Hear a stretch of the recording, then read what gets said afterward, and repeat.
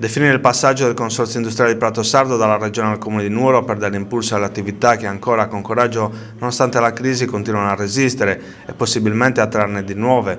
Una decisione che l'amministrazione comunale di Nuoro, guidata dal sindaco Andrea Soddu, tarda a prendere nonostante la Regione abbia stanziato oltre 3 milioni di euro per coprire tutti gli oneri e le spese pregresse e future.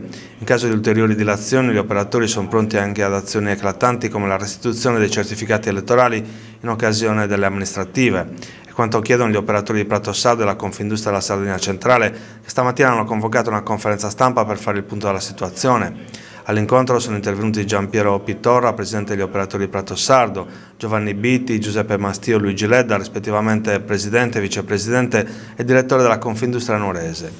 In sala tanti imprenditori. Tutti nei loro interventi hanno sottolineato la delusione per le mancate risposte del Comune in merito alla richiesta di convocazione dell'Assemblea cittadina aperta alla presenza dell'assessora regionale all'industria Anita Pili, questo al fine di approvare la delibera che ratifichi il passaggio del consorzio commissariato dal 2008 al Comune, che sarebbe senza costi, ma che farebbe la differenza per gli operatori che non pagherebbero più doppie tasse senza avere niente in cambio. Inoltre avrebbero un interlocutore istituzionale in grado di capire i problemi locali.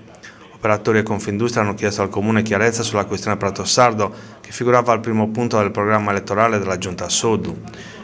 Nel corso dell'incontro è stata ribadita la richiesta di convocazione del Consiglio Comunale, anche perché gli operatori hanno sottolineato tutte le difficoltà a cui vanno incontro quotidianamente, pagano tasse senza avere servizi, non possono conferire all'ecocentro, ma devono stipulare a pagamento convenzioni, non c'è manutenzione delle strade, della segnaletica o del verde. Una situazione che è andata progressivamente deteriorandosi, con oltre 100 capannoni vuoti rispetto ai 274 del periodo d'oro e col personale che è passato da 3.000 unità a meno di 500 addetti.